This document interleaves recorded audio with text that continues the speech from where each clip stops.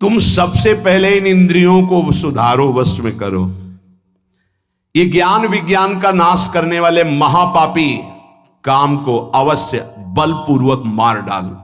भगवान आदेश का ज्ञान विज्ञान नाशनम पाप मानम प्रजयहीनम। पाप मानम केवल पाप ही कराते हैं, पाप से पाप ही बनता, कभी पुण्य नहीं होता, ध्यान रखना। धर्म पूर्वक जो कमाया जाता है उससे पुण्य होता है, पाप पूर्वक कमाई से कभी पुण्य नहीं होता। चाहे सबका सब लुटा दो जाके, वो जिस जिसकी बुद्धि में जाएगा उसकी बुद्धि भ्रष्ट करेगा और उसका पाप उसको लगेगा जिसने दिया है। पाप मानम ही प्रजय ही। काम संपूर्ण पापों की जड़ है। काम उत्पन्न होने पर केवल पाप ही पाप बनता है। आगे चल करके ये काम इतना ढक देता है कि वो राक्षस हो जाता है, उसको समझे में नहीं आता है कि मैं कर क्या रहा हूं। जो आजकल समाज में धीरे धीरे आसुरी प्रवृत्ति फैल रही है, विवेक को ढक करके अंधा बना देता है काम। पूज्य जनों में, पवित्र संबंधों में भी मनमानी आचरण होने लगते हैं। उसको एक ज्ञान ही नहीं रहता कि मैं पाप कर्म कर रहा हूं। महापतन पातकी स्वरूप उसका हो जाता है जिसको काम अपने अधीन कर लेता है। इसलिए भगवान कह रहे हैं इस महापापी को अवश्य मार डालो। अर्जुन, जैसे कुछ लोगों की सोच, सत्संग सुना तो लगा गृहस्थी मार्ग ठीक नहीं, चलो छोड़ देते हैं। दो मार्ग हैं भगवान के ही बनाए हुए, एक निवृत्ति मार्ग, एक प्रवृत्ति मार्ग। अगर आप प्रवृत्ति मार्ग में प्रवृत्ति से ठीक से चलेंगे तो गृहस्थी में रहते हुए भी आप निवृत्ति माने जाएंगे। कैसे? जैसे सबसे पहला आश्रम है ब्रह्मचर्य आश्रम, सबका, चाहे गृहस्थ हो चाहे विरक्त हो, पहला आश्रम ब्रह्मचर्य आश्रम है। कुछ ब्रह्मचर्य आश्रम से नैष्ठिक ब्रह्मचर्य को चले जाते हैं निवृत्ति मार्ग में, और कुछ ब्रह्मचर्य आश्रम से गृहस्थ आश्रम को चले जाते हैं। पर सबसे पहला आश्रम ब्रह्मचर्य है। पहली नींव बर्बाद। कहां ब्रह्मचर्य का पालन, हमारा जो धर्म कहता है उसके अनुसार कहां पालन हो रहा है? जब तक पाणिग्रहण संस्कार विवाह नहीं हुआ तब तक ब्रह्मचर्य का आदेश शास्त्र में वो असमर्थ हो गए। आज अगला गृहस्थ धर्म, जिससे पाणिग्रहण किया आजीवन उसी के प्रति भाव रखना।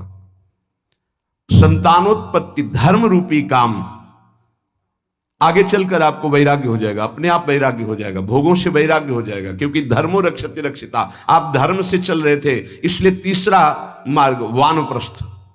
अब वो अंदर से उसके अंदर व्याकुलता पैदा होने लगती, बहुत समय नष्ट हो गया भोगों में। क्योंकि पहले ब्रह्मचर्य था, पुनः ब्रह्मचर्य का अभ्यास जागृत होता है और फिर संन्यास क्रम से आ जाता है। और वो नैष्ठिक ब्रह्मचर्य से सीधे, अब ऐसे सत्संग सुना और आपने सोचा कि नहीं, भजन करने के लिए हम संसार को छोड़ देते हैं। तो किस संसार को? बहुत ध्यान देने का विषय। किस संसार को? बोले इसको नहीं, इसको नहीं, इस संसार को। अगर इसका राग लेके भाग के जाओगे तो किसी भी गुफा में जाओ, काम वहां भी तुम्हें अपवित्र कर देगा, वहां भी तुम्हें नष्ट कर देगा। क्योंकि वो तुम्हारे अहम में बैठा हुआ, किसी घर दुकान मकान में नहीं बैठा हुआ है, वो तुम्हारे अंदर अहम में बैठा हुआ। अहम में बैठे हुए काम का त्याग, घर में रहता हुआ वो संन्यास निवृत्ति मार्ग का पथिक हो जाएगा। और अगर अहम में काम बैठा हुआ है तो गुफा में बैठा हुआ भी वो प्रवृत्ति में उतर जाएगा काम की। ये बड़ा सूक्ष्म विषय है। इसलिए हम प्रार्थना करते हैं कि काम छोड़ने का विचार किया जाए। काम का मतलब है मलिन भावना, कामना। ये जो हमारे अंदर उद्देश्य बनता है भगवत प्राप्ति का कि हम सब छोड़ देते हैं, तो किसको छोड़ देते हैं? शरीर राग को छोड़ देते हैं, इंद्रिय विलासिता को छोड़ते हैं, अहम में कामना को छोड़ते हैं। बाहर भागने से काम नहीं बनेगा, इसको समझना होगा। अगर कामना छूट जाए तो सब ठीक हो जाएगा। जब मनुष्य कामना रख करके कोई भी वेश धारण कर ले, कहीं भी चला जाए, तो काम उसे भ्रष्ट करता ही है। चाहे गुफा में बैठ जाओ, जंगल में चले जाओ, कहीं भी चले जाओ, मनुष्य के अंदर जब तक अहम में कामना रहेगी, जन्म मरण बंधन में पड़ा रहेगा, चाहे जहां भाग के जाए, चाहे जिस भेष को धारण कर ले, वो अंदर बना रहेगा। ये शास्त्र है, समझिए। ये जड़ पदार्थों की तरफ आकर्षण जड़ शरीर की अहमता से है कि मैं मनुष्य हूं, मैं पुरुष हूं, मैं स्त्री हूं, इसी में काम बैठा है। इसका त्याग करने की बात कही गई है। पशु पक्षियों तक को ये अपने अधीन किए हुए हैं। मनुष्य में एक शक्ति है जिसका नाम विवेक ज्ञान, उससे बच सकता है। इंद्रिय जन सुखों में, भोगों में, पदार्थों में जो कामना हो चुकी है, यही नहीं समझने देती कि मैं दिव्य भगवान का अंश हूं। केवल बातें बनाने से नहीं, मुझे किसी भी सुख की आकांक्षा नहीं है, किसी भी सुख का अभाव नहीं हमारे स्वरूप में।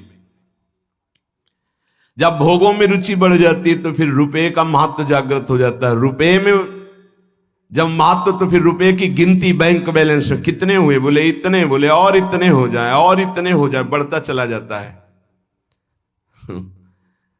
धर्म को, शास्त्रों को, उपासना को उपास्य देव के लिए किया जाता है, बैंक बैलेंस के लिए नहीं।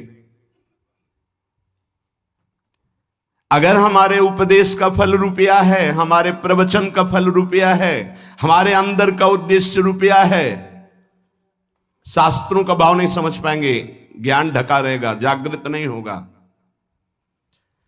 रुपये में सुख नहीं है, रुपया से भोग मिलते हैं, भोगों में सुख नहीं है, रुपया की गिनती में सुख आ जाएगा, अहम सुख। ये सारी कामनाएं अहम सुख में बैठी है। उपासक, इंद्रियाणि पराण्याहुरिन्द्रियेभ्यः परम मनः, मनसस्तु परा बुद्धिर यो बुद्धि परतस्तु सः, एवं बुद्धि परम बुद्ध्वा संस्तभ्यात्मानमात्मना, जय शत्रुम महाबाहो काम रूपम दुरासदम।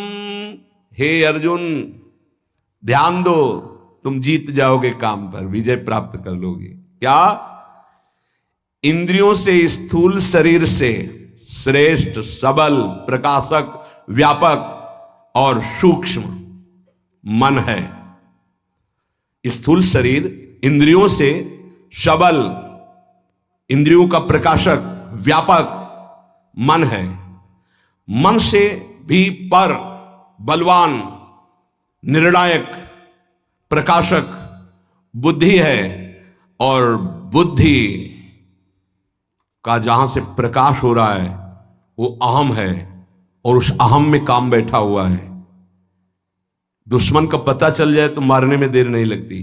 अहम में काम बैठा हुआ है, और उस अहम को जो प्रकाश मिल रहा है वो तेरे से मिल रहा है, अहम को जो बल मिल रहा है वो तेरे से मिल रहा है। तू ऐसा जान करके अपने आप को इस काम के वश में ना होने दे, और अपने बल से इस काम रूपी दुर्जय शत्रु को मार डाल। व्याख्या, इंद्रियाणि पराण्याहु, ये जो आप ढांचा देख रहे हैं स्थूल शरीर, इसमें जो कर्मेंद्रियां हैं, जो ज्ञानेंद्रियां हैं, जिनसे कर्म होता है, जिनसे विषयों का ज्ञान होता है, ये बहुत बलवान इंद्रियां हैं। अपने स्वरूप में आ जाएं तो अज्ञानी पुरुष से कुछ भी करवा लें। ये बहुत बलवान है। ये प्रवचन से नहीं रुकती, ध्यान रखना। प्रवचन देने और सुनने से नहीं रुकती हैं, ये भजन से रुकती है। जितना भजन करोगे उतने ही आप इंद्रियों पर शासन कर पाओगे, नहीं तो बातचीत केवल रहेगी। मुख्य बात हमारी समझ लीजिए, अनुभव की बात कहता हूं, जीवन भर की बात कहता हूं, संतों की बात कहता हूं, शास्त्रों की बात। जब तक आपके पास नाम जप रूपी बल इकट्ठा नहीं हो जाएगा तो ये बातें सुनोगे, समझ में नहीं आएगी, समझ में आ जाएगी तो जीत नहीं पाओगे। जीतने और समझने की बात केवल भजन से होती है। भजन में रुचि बहुत कठिन है, इसलिए खूब प्रवचन हो रहे हैं, पर प्रभाव उसका बहुत कम जनों के हृदय में पड़ रहा है। उन्हीं के हृदय में पड़ेगा जो नाम जपना शुरू कर दिए हैं। जिनका नाम जप जितना प्रबल है, उतने प्रवचन का प्रभाव दूसरों पर पड़ेगा, अपने ऊपर पड़ेगा। भजन, ये तो आप निश्चित समझ लीजिए। बारी मथे घृत होए बरु सिकताते बरु तेल, बिनु हरि भजन न भौतरिया सिद्धांत अपेल। बिना भजन के बातें ही बातें रहेंगी। पर्यो प्रवाह काल के कदापि छूटी है नहीं, चाहे जो और उपाय कर लो, अगर नाम जप नहीं किया तो काल के प्रवाह से नहीं बच सकते। ये महाबली नाम तुम्हें महाबल प्रदान करेगा हर समय। चतुर शिरोमणि मई, जो हर समय राधा राधा राधा राधा। इंद्रियां विषयों से बलवान है। अगर हमारी नेत्र इंद्री कहीं अंदर, तो बाहर सामने विषय रखा हो नहीं घसीट पाएगा। विषय से श्रेष्ठ पर इंद्रियां हैं। जैसे बाण बनाने वाला बाण की नोक में ध्यान दिए तो श्रवण इंद्री काम नहीं कर रही है, राजा की सवारी निकल गई, उसको पता ही नहीं चला।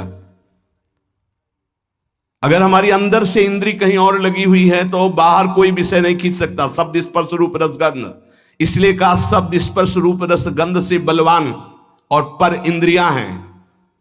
और इंद्रियों से पर, इंद्रियेभ्यः परम मनः। इंद्रियां मन को नहीं जानती हैं, मन इंद्रियों को भी जानता है और विषय को भी जानता है। ये रहस्य को समझिए। अभी सब उल्टा है। विषय ने इंद्री को खींच लिया, इंद्री ने मन को खींच लिया, मन ने बुद्धि को अधीन कर लिया और बुद्धि के अधीन हम हो गए। जैसा निर्णय होता है हम भटकते चले जा रहे हैं, यद्यपि बहुत बलवान हैं। भगवान कह रहे तुम समझो अर्जुन, विषय में इतनी ताकत नहीं जितनी ताकत इंद्रियों में है। प्रबल है इंद्रियां, बलवान है। इंद्रियों में इतनी ताकत नहीं जितनी ताकत मन में है। इंद्रियेभ्यः परम मनः। इंद्रियां मन को नहीं जानती, मन सभी इंद्रियों को जानता है और विषयों को भी जानता है। इंद्रियों में इतनी सामर्थ्य नहीं जितनी मन में है। कैसे? जैसे श्रवण इंद्री, ये देख नहीं सकती, ये चख नहीं सकती, ये स्पर्श सुख नहीं बता सकती, यहां से गंध सुख नहीं, केवल शब्द सुन सकती। शब्द, एक इंद्री एक शब्द। और मन हर इंद्रियों से देख सकता है, सुन सकता है, सूंघ सकता है, सब कुछ कर सकता है। वो इंद्रियों का बलवान स्वामी है। इंद्रिय अपने विषय को जानती, जैसे घ्राणेंद्री, ये केवल गंध को जाने की बस, यहां से शब्द का परिचय नहीं मिलेगा, यहां से रस का परिचय नहीं मिलेगा, केवल सुगंध का परिचय मिलेगा।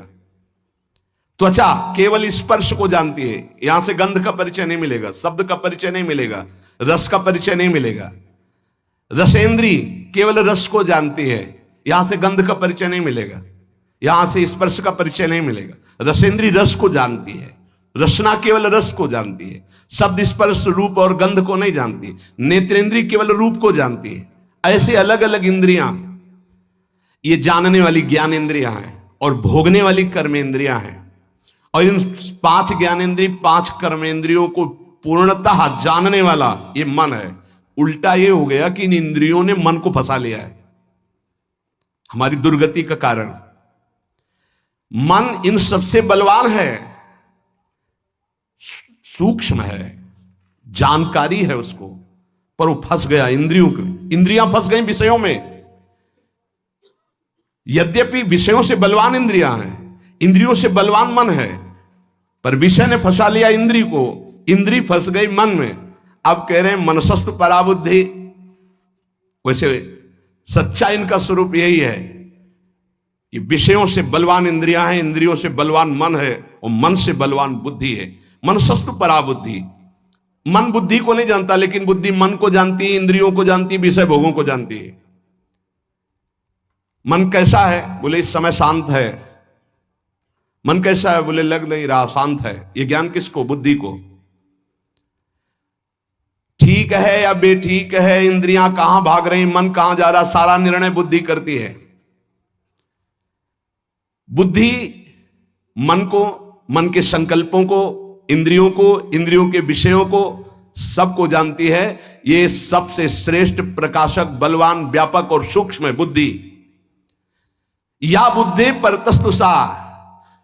अब जो बुद्धि निर्णय करती वो अपने स्वामी से पूछ के करती। स्वामी जानते कौन है? अहंकार, इसी अंतःकरण में।